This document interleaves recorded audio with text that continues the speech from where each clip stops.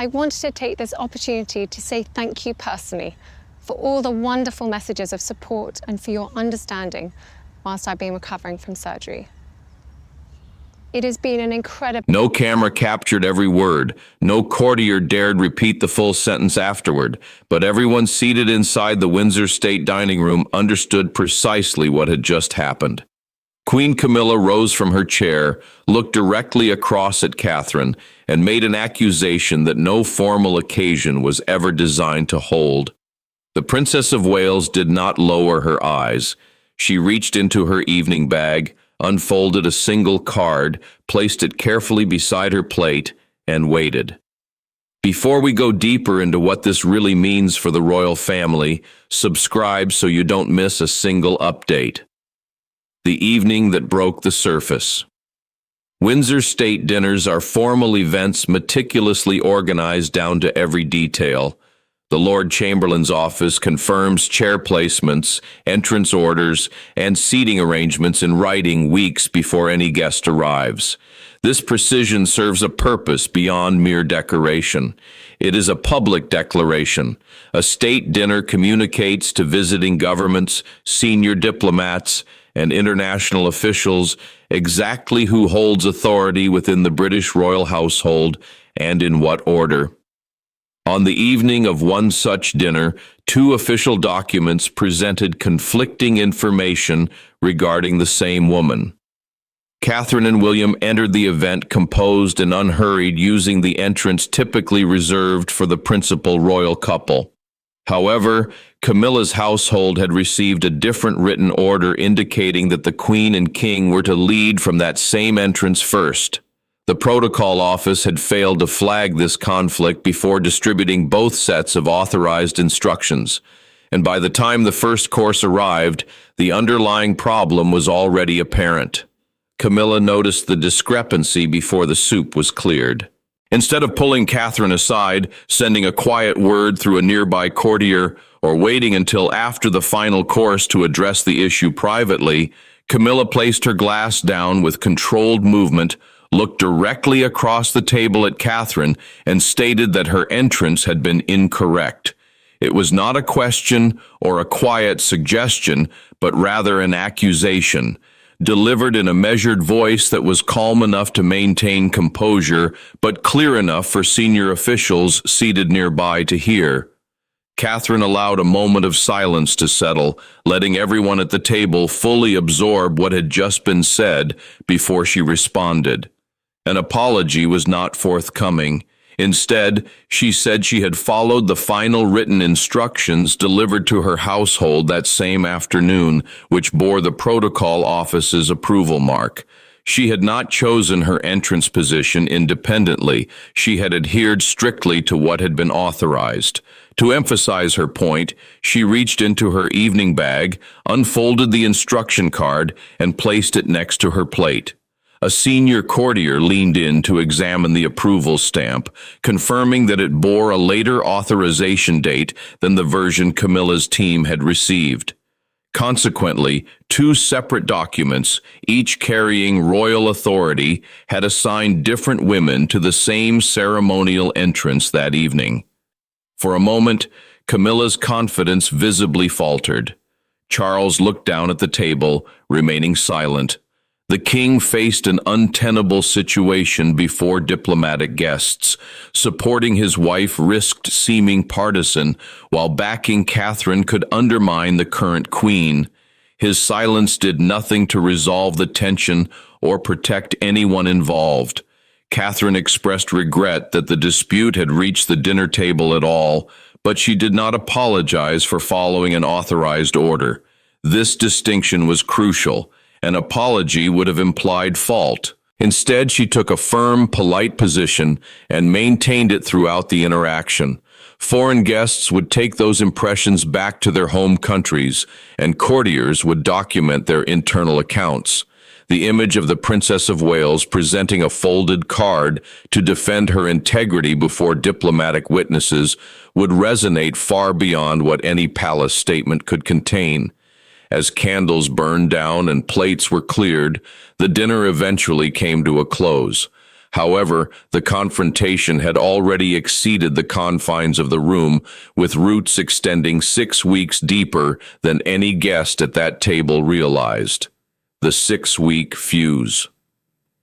6 weeks before the state dinner, Catherine arrived at a rehearsal for an investiture ceremony, expecting nothing out of the ordinary.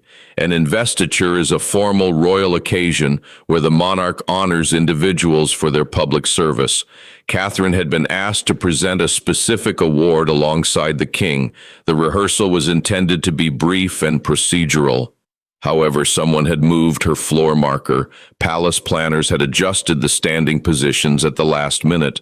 Catherine's indicator, the small mark position indicating where she was to stand during the presentation, had been shifted closer to the king. The reason given was logistical.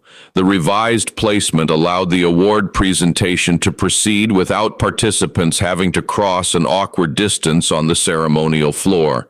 It was a practical adjustment that had not been communicated to Camilla. When the Queen entered the rehearsal space and saw Catherine's new position, she stopped. According to those present, Camilla addressed Catherine directly, clearly enough for nearby staff to hear, stating that Catherine appeared to be standing in the position she believed was assigned to her. The comment was made without raised voices or visible anger, although it didn't require either.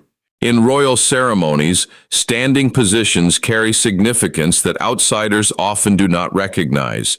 Being closer to the sovereign during a formal honor signifies trust, authority, and proximity to the crown. Even a small change in rehearsal placement can be interpreted, as this one was, as a deliberate signal of whose influence is most valued during formal occasions. Catherine immediately responded that she had not requested the change and offered to move. She did this quickly, hoping to prevent the situation from turning personal. The rehearsal coordinator declined her offer, explaining that the schedule was already running late and that the revised arrangement had been properly approved. Camilla perceived something in that refusal that Catherine had not meant to convey. If official palace planners were repositioning the future queen closer to the king without consulting the present queen, it suggested a shift in the household's understanding of precedence during formal occasions. Camilla's fear, though she refrained from expressing more in that rehearsal room, was that the change was not merely logistical, but rather directional. Catherine left the rehearsal feeling deeply unsettled. In a private conversation, later recorded in a household account, she confided to William that she feared any duty she accepted would be interpreted as an attempt to take something that was not yet hers. The prince tried to reassure her, but he understood the issue at hand. If every ceremonial placement became a competition over floor positions, the family would struggle to work together without injecting suspicion into every arrangement. Charles learned about the exchange that same night. His response, according to an advisor who later documented the conversation, was that the tension would dissipate if no one gave it significance. He genuinely believed that refusing to choose sides was equivalent to maintaining peace. However, it was not. It was merely postponing a reckoning. Over the next 6 weeks, 2 competing household offices continued to make small decisions, each reflecting the tension the king had chosen not to address. Catherine's team received one version of the Windsor dinner instructions, while Camilla's team held on to an older version. A staff member in the protocol office noticed that both documents remained active simultaneously and chose not to reconcile them. This choice was not random. It reflected the fact that staff had begun taking sides without any instruction from those in authority to stop. The document that changed everything. Most royal confrontations can be managed. A poorly worded announcement can be corrected, a missed engagement can be explained away, and a private dispute between family members can be quietly contained before it reaches the public. However, a paper trail showing 2 contradictory instructions, both stamped with official palace authority, cannot be easily managed. That is precisely what Catherine placed on the Windsor table. To understand why a single folded card carried so much weight, it's important to grasp what royal instruction documents actually represent. These are not informal notes passed between assistants. Formal instructions issued by the Lord Chamberlain's office, the senior royal department responsible for managing state ceremonies and controlling precedence at major events, carry a confirmed authorization mark. Disobeying an approved instruction can be treated as a breach of protocol, while following one should protect the holder from the kind of public accusations Catherine had just faced. Catherine had followed one instruction. Camilla had received another.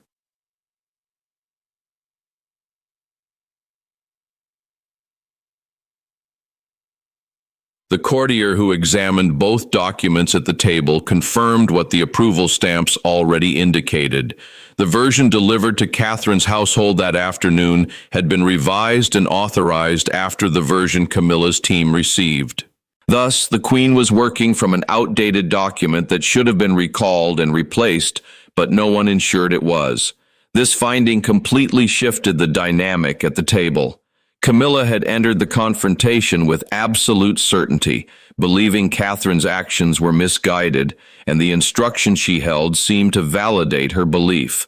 However, the moment a senior courtier quietly confirmed that Catherine's document carried the later authorization mark, that certainty vanished. A more complicated reality replaced it as the focus shifted from Catherine to the royal offices themselves regarding who had made the mistake. Someone had issued a revised instruction without withdrawing the original. This failure could not be attributed to a single oversight. It resulted from a breakdown in communication among competing offices, leaving both documents active at the same time. Later that night, Charles examined both documents in his private study. He came to terms with the fact that what he was looking at was not merely a clerical error, but evidence that the divided loyalties within his household had engineered a trap that ensnared two women in front of foreign guests. An internal review identified a household assistant linked to Camilla's office who received notification of the revised instruction but chose not to withdraw the earlier version. According to the recorded account, the decision stemmed not from hostility toward Catherine, but from a desire to protect the Queen. The assistant believed that the revision would reduce Camilla's precedence and hoped the original arrangement would prevail. Charles promptly removed the assistant from all formal duties. William's response was cold and measured. He told his father that punishing one employee would not address the fundamental issue. Staff had felt licensed to make such decisions because top officials in the household had failed to establish a clear line between where Camilla's authority ended and where Catherine's future role began. Protectiveness had filled the gap that direction should have occupied. The king who chose silence. Charles was aware of the tension between the two households. This was the part of the story that those closest to the situation found most difficult to reconcile. He had witnessed the investiture incident and had received the advisor's account of what transpired in the rehearsal room. For weeks, he knew that the two offices were operating without unified command. He hoped the situation would resolve itself before he was forced to take a side. However, hope is not a management strategy within a royal household. That night, William entered the private study and presented his case calmly. He did not raise his voice, but delivered each sentence with a thoughtfulness of a man who had carefully considered what needed to be said before stepping through the door. He informed his father that Catherine had been compelled to defend her honesty in front of foreign guests because the palace had failed to manage its own instructions, and this failure did not arise out of nowhere. It grew because no one with the authority to stop it had chosen to do so. Charles responded by showing his son the internal briefing prepared by the protocol secretary, which complicated matters further. The revised instruction that Catherine had received, a later version with an updated authorization mark, existed because Charles himself had requested the adjustment. He had wanted Catherine positioned closer to the younger visiting dignitaries to signal continuity and convey to the foreign delegation that the monarchy had a confident next generation ready to step forward. Instead, his own adjustment led to his wife's public embarrassment. Though the king had not created the conflicting document, the chain of events that produced it traced directly back to a decision he made and a correction he had never communicated to Camilla. William allowed that information to sink in. He did not absolve his father. While he recognized that the procedural failure was accidentally technical in origin, he was clear about where the real problem began. A staff member in Camilla's office felt justified in leaving the old document active because the royal household had never established a clear understanding of authority. Camilla's team operated defensively because no one in a position of authority had clearly defined what the Queen's role would look like once Catherine's responsibilities were more formally established. Protectiveness filled the space direction should have occupied, and it had been growing for months. Before morning, Charles ordered 3 things. 1, a formal investigation into the conflicting instructions. 2, the reassignment of the assistant involved away from ceremonial work.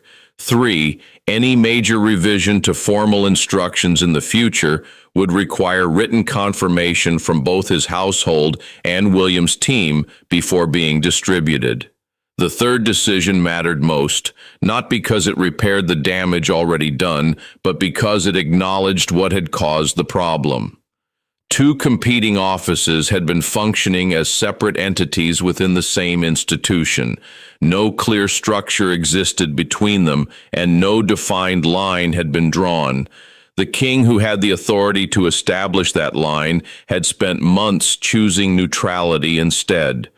Neutrality within a family preparing for generational succession does not protect everyone equally. It benefits those who are comfortable with ambiguity, while leaving vulnerable those who need clear direction to perform their duties without being accused of overreach. Catherine had needed that clarity. Camilla needed it too. Neither woman received it. The outcome was a public confrontation at a formal state dinner. A card presented as evidence of good faith, and a king sitting alone after midnight questioning when his silence had ceased to be caution and had become a decision. The room without rank. Catherine wrote a note by hand. She didn't have anyone help her or review it. She folded it and sent it directly to Camilla, asking for a private meeting without their husbands, staff, or courtiers who had been causing anxiety for months. Camilla could refuse the invitation. The note carried no obligation, expectation of an answer, or royal authority. A no would have been understandable. Still, Catherine felt it was important to send the note because they needed to address the public conflict in a private setting where they could speak honestly. The drawing room was small compared to other rooms in Windsor. There was no fire and no formal arrangement of chairs to show rank. Catherine arrived first and stood by the unlit fireplace, choosing not to sit in the chair that was associated with higher status. She wanted their first meeting to be free from the reminders of hierarchy that had caused tension in the previous weeks. When Camilla entered, she closed the door. She saw the empty chair, glanced at Catherine, and didn't say anything at first. Without staff, folders, or courtiers around, the usual royal shields were gone. Whatever happened next depended on their willingness to engage with each other. Catherine spoke first. She shared that the recent confrontation made her feel publicly accused of disloyalty in front of people whose respect she needed to keep as a future queen. Being challenged in front of important guests and officials not only embarrassed her personally, but also raised doubts about her readiness for her role. The real hurt came from the public nature of the accusation, which felt deliberate. Camilla replied honestly, surprising herself. She confessed that fear influenced her actions. Despite working hard for acceptance, she worried it could be taken away at any moment. Changes in the household made her feel less important before Charles became king. Instead of responding to what Catherine was trying to do, she reacted to her fears about Catherine's future. Catherine assured Camilla that she didn't want her marriage, position, or authority. She just wanted space to prepare for her upcoming duties, no matter what happened. The future was not a competition.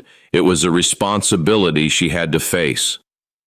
Then Camilla took out a state dinner instruction card from her handbag, tore it, and placed the pieces on the small table between them. Catherine didn't immediately forgive her, but she recognized the rivalry had to stop to protect William, Charles, and the institution they both served. Camilla promised to apologize directly, and Catherine promised to discuss any future issues face-to-face before they turned into household policies or instructions. As they finished, Camilla opened the door and let Catherine leave first, not as a sign of defeat, but as a new beginning. What remains after the door closes? 3 days after the Windsor State dinner, Catherine and Camilla attended a royal reception together. No official announcement or media briefing covered their appearance. They arrived and walked in together, despite the previous week's events. At the entrance, Camilla paused and waited for Catherine to join her. For a brief moment before the doors opened, neither woman spoke. This short pause mattered to everyone present. The public saw a photo of them entering the event side by side with no space between them. For those who followed the state dinner events, the image sparked questions about whether it showed real reconciliation or a staged performance. The key detail was that Camilla paused, and Catherine accepted the gesture without hesitation. One newspaper titled a story Windsor Peace. A morning broadcaster called it image management. A royal commentator stated that regardless of what went on privately, the visible effort mattered. The monarchy's reputation relies more on presenting a united front than on whether its members always agree. All these views contain some truth. Following the dinner, specific changes happened. A protocol assistant was permanently moved from ceremonial work. The Lord Chamberlain's office introduced a new requirement. Any major changes to formal instructions needed written approval from both the King's household and William's office before they went to either woman's team. Charles acknowledged a mistake in the ceremonial instructions and confirmed that senior family members remained committed to working together. Camilla added a sentence to the official news release, noting that she should have raised her concerns privately instead of at the dinner table. This sentence was deliberate. Royal communications teams carefully choose each word. One line from the Queen stating that the public setting was not suitable was unusually straightforward for royal standards. William watched the joint appearance on a monitor before Catherine returned. Throughout the week, he felt angry and protective, even as his wife asked him twice not to confront his father about the disagreement. She was right both times, and he recognized it even when holding back was challenging. Charles felt differently as he watched the two women enter together. A senior aide noted that he realized the reconciliation he had hesitated to facilitate had happened because the two women acted despite his inaction. In the weeks leading up to the dinner, his cautious avoidance had pushed them into a difficult conflict. Their choice to sit together in a small room without their husbands or advisors and discuss things that were not covered by protocol accomplished what he had failed to do. The main lesson from the Windsor State dinner is not just that royal families argue, that hierarchies create competition, or that women preparing to succeed one another face unique pressures the system often overlooks. While those statements are true, they are not the key takeaway. The key lesson is simple. Avoiding necessary conversations does not stop conflict. It only delays it. This allows it to build up privately and come out in a very public way later. 2 women, 2 instruction cards, 1 state dinner, and the quiet understanding that followed all came from this principle. Rank does not lessen personal fears. Status does not remove insecurities. Power does not replace honesty. Catherine and Camilla stood together briefly at the reception entrance before the doors opened. Between them were months of unspoken tension, a very public dinner, a torn instruction card on a table, and a private agreement that neither had to make. Yet, they walked in together. If this story raises questions about the future for both women within the monarchy, subscribe now. We cover everything the official statements leave out.